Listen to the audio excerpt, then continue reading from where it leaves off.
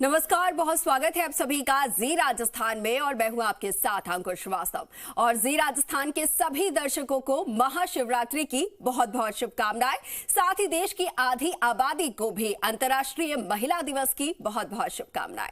चलिए बुलेटिन की शुरुआत कर रहे हैं। सबसे पहले आज के खास दिन की, विशेष और पवित्र दिन की, महाशिवरात्रि के दिन की। तो सबसे पहले पूरे देश भर में आज धूमधाम के साथ महाशिवरात्रि का जो पर्व है वो मनाया जा रहा है। पूरे देश में शिवालयों और शिव मंदिरों में शिव भक्तों का तांता लगा हुआ है। आपको बता दें, सुबह से ही जो भक्त है वो मंदिरों में पहुंचना शुरू हो चुके हैं। लंबी कतारें लगना वहां पर नजर आ रही हैं और हर हर महादेव के जयकारों से पूरे जो शिव मंदिर है गुंजायमान हो रहे हैं। हिंदू पंचांग के अनुसार हर साल फाल्गुन माह के कृष्ण पक्ष की चतुर्दशी तिथि पर महाशिवरात्रि का ये त्योहार बड़े ही धूमधाम के साथ मनाया जाता है। और धार्मिक मान्यताओं के अनुसार फाल्गुन कृष्ण पक्ष की चतुर्दशी तिथि पर भगवान भोलेनाथ ने मां पार्वती संग विवाह किया था। तो अब ऐसे में हर एक शिव भक्त इसी दिन का बड़ी बेसब्री के साथ इंतजार करता है और विधि विधान के साथ भगवान शिव और माता पार्वती की पूजा अर्चना करते हैं।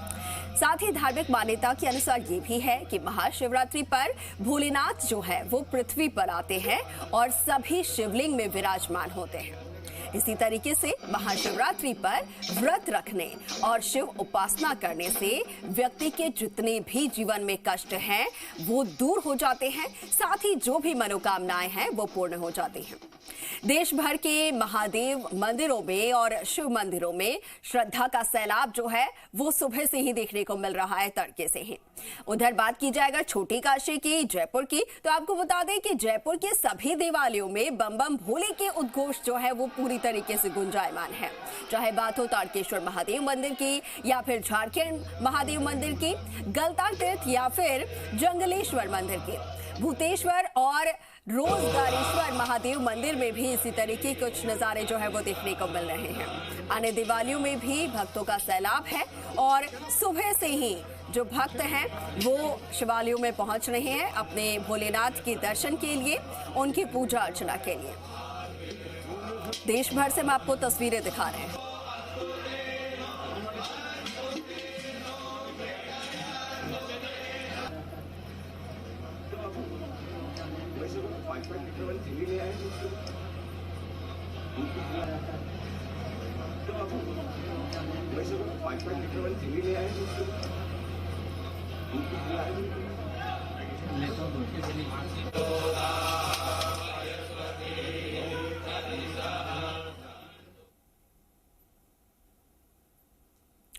तो देखिए आज का ये पावन दिन और आज के दिन कैसे भोलेनाथ की पूजा अर्चना करनी है, क्या कुछ विधि विधान होगा, क्या कुछ वो शुभ समय होगा, ये तमाम हम बातचीत करेंगे। हमारे साथ कुछ खास मेहमान हमारे साथ जुड़ रहे हैं, साधु संत जो है वो हमारे साथ जुड़ रहे हैं। सीधा हम उनका रुख करते हैं। तो हमारे साथ आचार्य संजय शर्मा जी जुड़ रहे हैं। बहुत स्वागत है आपका संजय जी जी राजस्थान पर।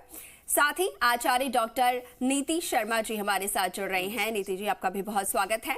और महंत प्रणवपुरी महाराज जी हमारे साथ उज्जैन एमपी से जुड़ रहे हैं। प्रणवपुरी महाराज जी बहुत स्वागत आपका जी राजस्थान पर। और इसके साथ ही आपको बता दें कि डीपी शास्त्री जी हमारे साथ गोपालगंज बिहार से जुड़ेंगे।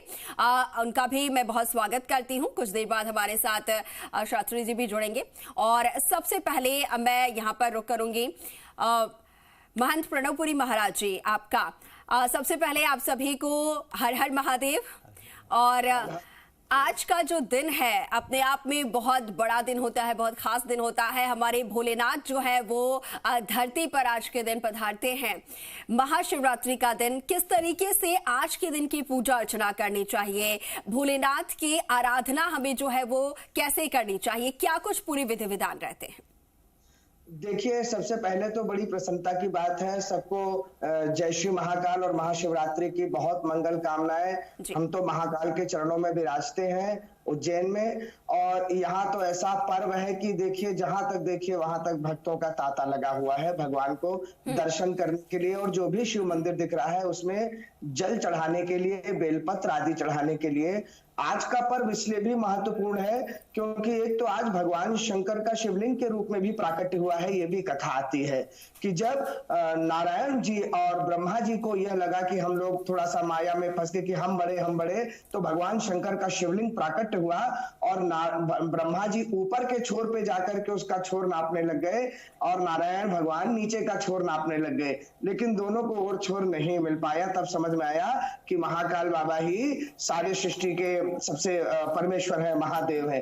और दूसरा महत्वपूर्ण ये बात यह है कि आज माता पार्वती के संग जो आज उनका विवाह हुआ, आपने बड़ी सुंदर बात कही अंकुर जी कि आज अंतरराष्ट्रीय महिला दिवस भी है। देखिए क्या संयोग बन रहा है कि एक तो भोले बाबा और माता पार्वती का विवाह का पर्व तो है ही है, ये साथ में यदि स्त्रियों के लिए बात की जाए तो माता पार्वती अपने आप में श्रेष्ठ उदाहरण है नारी सशक्तिकरण का।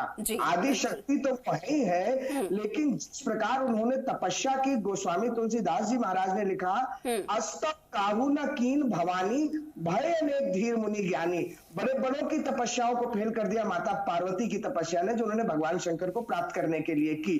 तो भगवान शंकर को जैसे आपने पूजा अर्चना की बात की, आज हर गिरजा कर भयो विवाहु सकल भवन भरी रहा उछाऊ। आज विवाह हुआ है दोनों का और भोले बाबा ने स्पष्ट रूप से, भस्मासुर नामक एक राक्षस था, जब वो बड़ी तपस्या करने लग गया तो भोले बाबा महाकाल बाबा आए और उन्होंने कहा, अरे बेटा मैं तो एक जल चढ़ा लेने से और बेलपत्र चढ़ा लेने से श्रद्धा से प्रसन्न हो जा रहा हूँ, तू क्यों इतना व्यर्थ में मेहनत कर रहा है। तो भोले बाबा इतने भंडारी है कि भक्त जाके यदि श्रद्धा से उन पर जल चढ़ा दे, बेलपत्र चढ़ा दे, तो उसी पर वो सारी मनोकामनाएं पूर्ण कर देते हैं। तो आज के पर जाकर के जितना भी उनको श्रद्धा से जल चढ़ा सकते हैं, जलाभिषेके प्रिया शिवा, जलाधारा प्रिया शिवा, तो जल धारा चढ़ाए, बेलपत्र चढ़ाए, अवश्य आज के दिन उनको उनके मनोकामना पूर्ण होगी। जी बिल्कुल बिल्कुल बिल्कुल महाराज जी।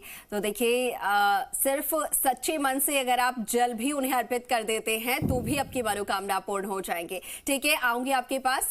इसके साथ ही आचार्य संजय शर्मा जी हमारे साथ जुड़े हुए हैं। आचार्य जी, भोलेनाथ को सिर्फ जल चढ़ा देने से ही हमारे जो भोले बाबा है वो प्रसन्न हो जाते हैं, लेकिन शुभ समय भी इसके लिए क्या कुछ होगा जब हम मंदिर जाकर उनकी पूजा अर्चना कर सके, उन्हें जल अर्पित कर सके, या जो भी श्रद्धा है उन्हें अर्पित करने की? सबसे पहले आपके जी के जितने भी दर्शक हैं उन सबको प्यार भरा नमस्कार जी। और हर हर भोले, हर हर भोले, हर बम बम बोले, बम बम बोले।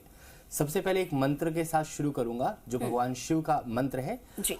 सबसे पहले ओम नमः शिवाय, ओम नमः शिवाय, ओम नमः शिवाय, ओम नमः शिवाय, ओम नमः शिवाय, ओम नमः शिवाय, ओम नमः शिवाय, ओम नमः शिवाय, ओम नमः शिवाय। जटाटवी गलज्जल प्रवाह पावितस्थले गलेवलम्बिलम्बिताम्बुजङ्गतुङ्गमालिकां डमड्डमड्डमड्डमन्निनादवरडमर्वयं चकार चण्डताण्डवं तनोतु नः शिवा शिवम्। ॐ नमः शम्भवाय च मयोभवाय च, नमः शङ्कराय च मयस्कराय च, नमः शिवाय च शिवतराय च। ओम नमः शिवाय, ओम नमः शिवाय, ओम नमः शिवाय। आपने बड़ा सुंदर प्रश्न किया और भगवान शिव का पहले ध्यान किया हम लोगों ने जी। और भगवान शिव का ध्यान करने से सबसे पहले आपने प्रश्न किया कि जल की बात, क्योंकि जल से ही जीवन बना है। सृष्टि का जो निर्माण होता है वो जल से ही होता है जी। क्योंकि जब तक जल नहीं होगा तो जीवन नहीं आता। और भगवान जो शब्द की उत्पत्ति हुई है वो 5 तत्वों से हुई है जी। उसमें भ से होता है भूमि, गगन, वायु, अग्नि और नीर। नीर अर्थात पानी, जल। तो जल से जीवन बनता है और जीवन तभी उत्पन्न हो सकता है जब 5 तत्वों का मिश्रण हो, तभी किसी भी जीवात्मा की उत्पत्ति होती है, प्राण आते हैं। और हमारे जो आज का दिन है भगवान शिव का दिन है और कहते हैं कि भगवान शिव को जो है जल से अभिषेक करना चाहिए सबसे पहले जी। जल के पश्चात दुग्ध से स्नान करना चाहिए। दधी से स्नान करना चाहिए, शहद से स्नान करना चाहिए, घृत से स्नान करना चाहिए। तो ये पांचों तत्वों के मिश्रण से जो भगवान शिव को स्नान कराया जाता है वो बड़ा ही महत्वपूर्ण है। और बेलपत्र, क्योंकि बेलपत्र चढ़ाने से क्या है कि आपके जो तीनों पाप हैं, दैहिक, दैविक, भौतिक, सभी प्रकार के पाप जो है नष्ट हो जाते हैं जब भगवान शिव को जो है बेलपत्र चढ़ाया जाता है। दूसरा, आपने मुहूर्त की बात की, बहुत सुंदर प्रश्न किया, क्योंकि मुहूर्त 4 पहर की पूजा का जो है विधान है शास्त्रों के अंदर। और 4 पहर में शाम का वक्त जो है, क्योंकि प्रदोष काल में भगवान शिव की उपासना करना, भगवान शिव की पूजा करना, इसका विशेष महत्व है। तो शाम का वक्त जो है 6:28 से लेकर के और 9:57 तक का जो पहला मुहूर्त रहेगा जिसमें आप पूजा कर सकते हैं। फिर 9:57 से लेकर के और 12:05 तक अच्छा मुहूर्त है दूसरे मुहूर्त में। पर 12:05 के बाद में 12:05 से लेके 12:55 पर ये सबसे विशेष मुहूर्त रहेगा। और इस दिन जो है सर्वार सिद्धि योग बन रहा है, शिव योग बन रहा है। तो इन योगों में जब भी आप पूजा करते हैं, भगवान शिव की उपासना करते हैं, तो आपको रिद्धि सिद्धि की प्राप्ति होती है, लक्ष्मी की प्राप्ति होती है और आपके त्रिपाप जो है नष्ट हो जाते हैं। इसके अलावा जो तीसरा मुहूर्त रहेगा वो रात्रि को 12 बजे से लेकर के और 3 बजकर कुछ मिनट तक रहेगा। और उसके पश्चात 3 बजे से लेकर सुबह 6:33 तक का जो समय है, इसमें पूजा का विधान माना गया है। और इसमें भगवान शिव की भक्ति की जाए, भगवान को अभिषेक किया जाए। और निशा रात्रि के अंदर कहते हैं कि शिवरात्रि, शिवरात्रि का अर्थ है पूरे दिन और रात भगवान शिव का स्मरण करें, ओम नमः शिवाय मंत्र का जाप करें और शिव में और पार्वती में हो जाएं। और कहते हैं कि जो आप त्रिपुंड देखते हैं उसमें दैहिक, दैविक, भौतिक सभी प्रकार को जो पाप है उनको नष्ट करने की शक्ति है। और त्रिपुंड जब लगाते हैं तो आपके अंदर एक सामर्थ्य और पावर आ जाती है और उसमें बिंदी जो है शक्ति का प्रतीक मानी गई है। तो इस संसार में जीने के लिए आपको भगवान शिव की शरण में, कहते हैं शिव का अगर मात्रा हटा दो तो शव बन जाता है। तो क्या है कि भगवान जो है डिस्ट्रॉयर लॉर्ड भी हैं और ब्रह्मा जो है क्रिएटर हैं, विष्णु आपका जो है पालनहार हैं, आपके जीवन में शिव संहारक है। अगर आपको इस संसार रूपी सागर से मुक्ति चाहिए तो भगवान शिव की शरण में जाना चाहिए। तभी आपके दैहिक, दैविक, भौतिक सभी प्रकार के मन से जो है कष्ट नष्ट हो जाते हैं। और शिव में अगर हम हो जाते हैं तो हमारा जीवन जो है आनंद में हो जाता है और भगवान में जितना लीन रहेंगे उतनी ही ईश्वर की कृपा हमारे ऊपर रहेगी। ओम नमः शिवाय। ठीक है, तो जितना ज्यादा हम भगवान में लीन रहेंगे उतनी ज्यादा उनकी जो कृपा है वो हम पर बरसेगी, सभी कष्ट जो है हमारे जीवन के दूर हो जाएंगे। डॉक्टर नीति शर्मा आपके पास आऊंगे। देखिए, आज भोलेनाथ के महादेव की पूजा अर्चना का दिन है। इसके साथ साथ में आज उनका जो विवाह है वो आदि शक्ति के साथ हुआ, माँ पार्वती के साथ हुआ। तो भगवान शिव के साथ साथ हम उनकी आराधना भी करते हैं। और अब जब आज महिला दिवस है, अंतर्राष्ट्रीय महिला दिवस है और आदि शक्ति की हम पूजा और अर्चना उनके साथ करेंगे। हम जब भगवान शिव की पूजा करते हैं तो उन्हें जल अर्पित करने मात्र से प्रसन्न हो जाते हैं, लेकिन जब साथ में हम देवी पार्वती की पूजा कर रहे हैं दोनों की अगर, तो उसके लिए क्या विधि है? और खासतौर पर ये जो पूजा है, जो कुंवारी कन्याएं होती हैं उनके लिए, जिनकी शादी नहीं हो रही है या और कुछ मान्यता है, तो उनके लिए किस तरीके की पूरी विधि होनी चाहिए पूजा अर्चना करने की? जी परिवार के सभी व्यूअर्स को सबसे पहले ओम नमो शिवाय और महिला दिवस की सबको बहुत शुभकामनाएं। भोलेनाथ का आज वो महादिवस और महारात्रि है जो शायद पूरे वर्ष हम सब भक्त, भोले भक्त जो हैं, इसकी प्रतीक्षा में लगे रहते हैं। क्योंकि हर माह की त्रयोदशी तिथि को कृष्ण पक्ष की महाशिवरात्रि मानी जाती है, लेकिन फागुन मास की इस तिथि को विशेष महत्व दी जाता है क्योंकि इस दिन भोलेनाथ का प्राकट्य दिवस भी था और माँ पार्वती और भोलेनाथ के विवाह का भी आज के दिन मान्यता है कि आज ही के दिन उनका विवाह हुआ था। सती के रूप में जब पहली बार माता प्रकट हुई तो सृष्टि की सबसे बड़ी जो प्रेम कहानी और सृजन की जो कहानी है वो भोलेनाथ और सती के प्रेम से प्रारंभ हुई। लेकिन सती के देहदान के बाद माँ पार्वती ने पुनः हिमालय की पुत्री के रूप में जन्म लिया और घोर तपस्या अखंड तपस्या के बाद भोलेनाथ को वर के रूप में वरण किया। अपने आप में शिव विवाह इस सृष्टि के सृजन का वो केंद्र बिंदु है जहां से सृष्टि की उत्पत्ति हुई है। वो ना केवल संहारक हैं लेकिन कहीं ना कहीं सृष्टि के सृजनकर्ता भी हैं। तो आज के दिन जो भी माताएं बहनें विवाह के कल्पना करती हैं, जिनके बच्चियों के विवाह नहीं हुआ है, अच्छे वर की प्राप्ति की कामना करती हैं, तो आज के दिन पूजा पाठ अर्चना करने से उनको विशेष लाभ मिलता है। मनचाहा वर भी शिव के रूप में, शिव के ही आशीर्वाद के रूप में उनको प्राप्त होता है। साथ में अगर किसी की वैवाहिक जीवन में भी अगर कोई समस्याएं, आपसी मतभेद या ग्रह कलेश की अगर कोई स्थिति बनी हुई है, तो आज के दिन विशेष पूजा करने से उसका भी निवारण होता है। माँ पार्वती जो अपने आप में अखंड सौभाग्यवती की सूचक हैं, सौभाग्य का कारक माँ पार्वती को माना जाता है। आपके जो कर्म हैं, एक पत्नी के रूप में किस तरीके से आचरण होना चाहिए, उसकी भी वो प्रतीक मानी जाती है। और शिव परिवार को अपने आप में अगर आप उसकी परिकल्पना करें तो किस प्रकार से विपरीत परिस्थिति और विपरीत प्रकृति के जो तत्व हैं वो भी किस प्रकार प्रेम के साथ एक साथ रहते हैं, उस शिव परिवार से आपको उसकी सीख मिलती है। आज के दिन भोलेनाथ की पूजा के साथ, जैसे आचार्य जी ने बताया कि गंगा जल से उनको स्नान कराना है पूर्ण शिव परिवार को। और सबसे पहले तो विघ्नहर्ता गणपति की पूजा की जाती है। गणपति की पूजा के बाद नवग्रह की पूजा के उपरांत आप शिव परिवार की बारी बारी से सभी शिव परिवार की पूजा करें। गणपति के बाद कार्तिकेय जी, नंदी जी की पूजा और माँ पार्वती और शिव जी की पूजा का विशेष महत्व माना जाता है। आज के दिन माता पार्वती को आपको श्रृंगार की वस्तुएं अर्पण करनी चाहिए। लाल चुनरी, लाल चूड़ियां, विशेष रूप से अगर हम बात करें तो पजेब और बिछुओं का भी सुहाग से बहुत ज्यादा उसको माना जाता है। बिंदी, सिंदूर, श्रृंगार का जितना भी सामान है माँ पार्वती को आज अर्पण करें, भोलेनाथ को अर्पण करें। और उसके बाद पूजा के उपरांत जो आप अभिषेक करते हैं पंचामृत के साथ साथ, आप दूध के अंदर आप थोड़ा सा केसर मिलाकर अगर अभिषेक करते हैं तो विशेष रूप से आपके विवाह संबंध और होने वाली विवाह में बाधाएं नष्ट होती हैं।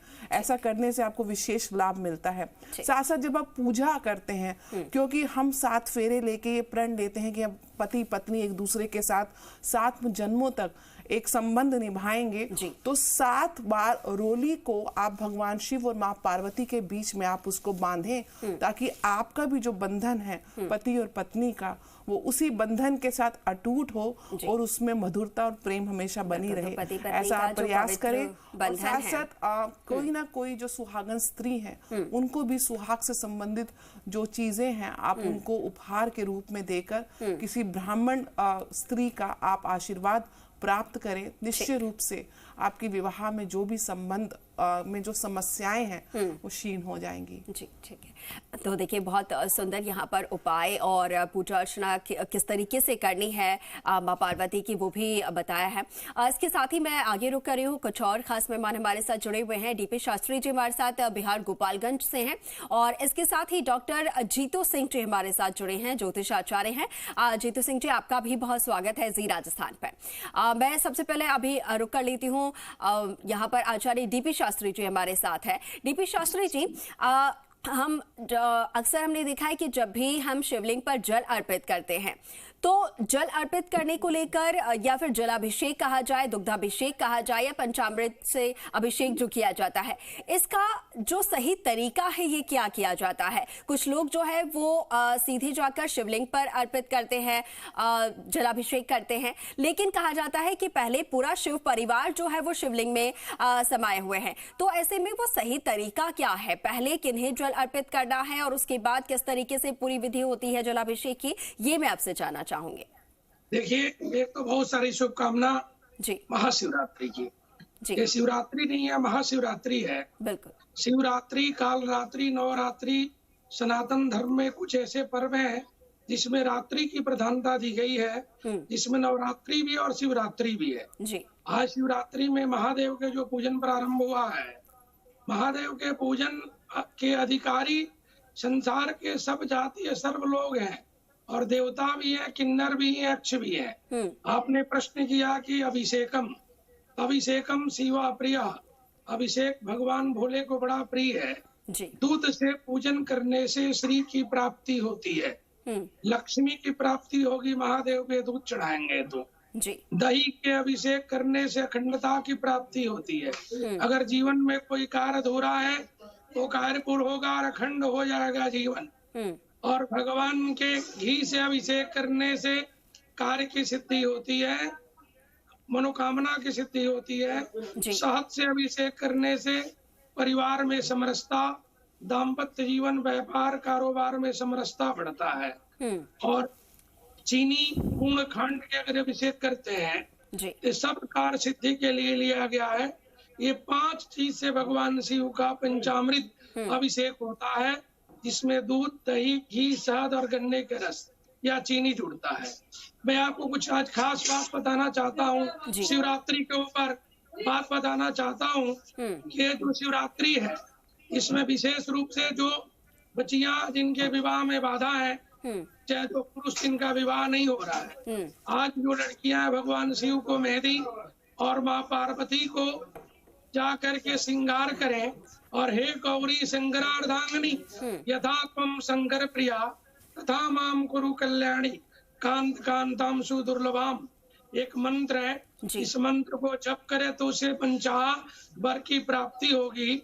और जो बच्चों के विवाह में बाधा है वो भी भगवान शिव के व्रत करता है या पूजन करते हैं तो पत्नी मनोरमाम देही मनोव्रताम सारणीम तारणीम दुर्ग संसारस्य सागरस्य कुलोद्भवाम, ये दुर्गा सप्तशती का एक मंत्र है। उसके जप करने से उसके भी दाम्पत्य सुख की प्राप्ति होगी। भगवान शिव के जो आज विवाह हुआ, बल्कि भगवान शिव के विवाह होने के साथ माँ सती का पूर्ण सुख नहीं मिला, इसीलिए शिवरात्रि का विवाह परित्याग भी कर दिया गया। आज के दिन दूसरे किसी का विवाह होता भी नहीं है। कर चरण कृतंबा काय जम्ब कर जम्बा स्वर्ण नयन जम्बा मान संबा परादम, ये मंत्र इत्यादि जो भगवान शिव का है, उनके चरणों को वंदना करते हुए आप कोई भी चीज चढ़ाएं, चाहे भांग हो, बिलपत्र हो, धतूरा हो, गंगाजल हो, जो आपके पास पदार्थ है उससे आपके कार्य की सिद्धि होगी। ये शिव की महिमा है शिवरात्रि पे। बिल्कुल बिल्कुल ठीक है, बिल्कुल शास्त्री जी। इसके साथ ही डॉक्टर जीतू सिंह जी का मैं रुख करूंगी। डॉक्टर जीतू सिंह जी, अभी तक हमने बात की कि भगवान शिव को क्या कुछ प्रसन्न करने के लिए उन्हें अर्पित करना चाहिए, चाहे जलाभिषेक की बात हो, दुग्धाभिषेक की बात हो। अब मैं आपसे जानना चाहूंगी कि कौन सी ऐसी वस्तु है, कौन सी ऐसी चीज है जो कि भगवान शिव को और खासतौर पर शिवलिंग पर नहीं चढ़ानी चाहिए, जो कि गलतीवश या फिर जैसे कि भ्रांतियां हैं उसके अनुसार कुछ लोग जो है, कुछ श्रद्धालु जो है वो उन पर चढ़ा देते हैं। ऐसी कौन सी चीजें हैं, वस्तु है जो कि बिल्कुल नहीं चढ़ानी चाहिए शिवलिंग पर? जी, सबसे पहले तो पूरे देशवासियों को, आप सभी को पावन अवसर की, महाशिवरात्रि की बहुत बहुत शुभकामनाएं हैं। और महिला दिवस की आपको भी और पूरे देशवासी की सभी महिलाओं को बहुत बहुत शुभकामनाएं। जी बिल्कुल, आपको भी बहुत शुभकामनाएं। ये पावन अवसर है, यहाँ पर कहते हैं कि भोलेनाथ को कुछ भी अर्पित करते, भोलेनाथ को बहुत आसानी से एक्सेप्ट कर लेते हैं, लेकिन कुछ चीजें वर्जित है जो नहीं चढ़ाई जाती, जैसे केतकी का फूल, उन्हें बिल्कुल प्रिय नहीं है। और केतकी का फूल चढ़ाने से उल्टा क्रोध में आते हैं, ना कि वो शांत होते हैं। अक्षर कहते हैं कि पूर्ण अक्षर तो बहुत शुभ होते हैं, हर पूजा में उसका इस्तेमाल किया जाता है, लेकिन टूटा हुआ अक्षर किसी भी पूजा में नहीं चढ़ाया जाता है। सरसों का तेल, सरसों के तेल के साथ इनका अभिषेक नहीं करना चाहिए, खास करके महाशिवरात्रि के पावन अवसर पर। और इसके अलावा आप जो चढ़ा सकते हैं उसमें एक चीज सबसे ज्यादा जरूरी है, बाकी आप जितना दिल से करके जो भी चढ़ाना चाहते हैं चढ़ा सकते हैं। एक कहते हैं कि इस समय भगवान भोलेनाथ का और माँ पार्वती का आप गठबंधन कर देते हैं तो आपके जीवन के सारे बंधन जो होता है उससे आप मुक्त हो जाते हैं। तकलीफों के बंधन एक होते हैं पारिवारिक बंधन, वो तो जुड़ जाते हैं, लेकिन तकलीफों के बंधन जिसमें आप हमेशा जकड़े रहते हैं वो सारे बंधन आपसे टूट जाते हैं। दूसरा कहते हैं कि बेल पत्र अगर के आप उन्हें गंगा जल में धो करके हर पत्ती के ऊपर ओम नमः शिवाय लिख करके माँ पार्वती के आगे अर्जी लगा देते हैं तो माँ पार्वती को बहुत प्रिय होता है। आज के दिन कोई भी भेंट जिसके ऊपर भगवान भोलेनाथ का स्मरण कर रखा हो, वो अगर आप चढ़ा देते हैं तो भी आपके लिए बहुत शुभ रहता है जी। तो चढ़ाने की तो बहुत सारी महिमा, लेकिन आपके भाव, आपका तरीका, आपका अंदाज, आपकी चीजें कैसे आपको यहाँ पर चढ़ानी चाहिए, इसका बहुत साधारण तरीका है जी। भोलेनाथ लेते हैं जी भर भर के आज के दिन मनोकामनाएं पूरी करते हैं, लेकिन मैनेजमेंट की देवी होती है माँ पार्वती, किसको कितना क्या सामान देना है, कितनी चीजें देनी है, इसीलिए माँ पार्वती का बहुत जरूरी होता है आज के दिन स्मरण करना। माँ पार्वती को चढ़ानी चाहिए आपको सामग्री 16 श्रृंगार की, लेकिन 16 श्रृंगार की जब हम बात करते हैं तो हम एक पैकेट बना हुआ ले आते हैं, वो चढ़ा देते हैं। हम ये भी नहीं देखते कि उसके अंदर कोई चीज खंडित तो नहीं है। आप थोड़ी सी मेहनत अगर और कर लेते हैं तो उनके सामान को निकाल करके एक एक चीज को गंगा जल से धो करके अगर आप माँ पार्वती को पूरे 16 श्रृंगार चढ़ाते हैं तो ये सबसे ज्यादा शुभ इस समय माना जाता है। आप केतकी का फूल आपको बिल्कुल भी भगवान भोलेनाथ को, माँ पार्वती को नहीं अर्पित करना चाहिए। तो सह परिवार की पूजा इस समय करनी चाहिए, यानी इसमें कार्तिकेय की पूजा भी होनी चाहिए, इसमें गणेश जी की पूजा भी होनी चाहिए, भगवान भोलेनाथ की पूजा, माँ पार्वती, शिवलिंग, क्योंकि प्राकृतिक हुआ था शिवलिंग के रूप में, तो शिवलिंग की पूजा इस समय बहुत ज्यादा उत्तम मानी जाती है। और रात्रि जागरण जरूर इसे जैसे आपने बिल्कुल भी स्किप नहीं करना है, क्योंकि रात्रि जागरण का ही महत्व है, अनुष्ठान का ही महत्व है, भक्ति का ही महत्व है, तो भक्ति में रंग जाना चाहिए। आज का दिन विलक्षण योग का है, क्योंकि सारी तो आज का दिन पूरा जो है वो शिवमय होना चाहिए और पूरे दिन भगवान शिव की पूजा अर्चना यहाँ पर होगी। इसके साथ ठीक है, आप सभी मेहमान जो है वो हमारे साथ बने रहिए। यहाँ एक बहुत छोटी से ब्रेक के लिए रुक रहे हैं, लेकिन ब्रेक के बाद भी हमारी महाशिवरात्रि पर ये जो महा कवरेज है वो लगातार जारी है।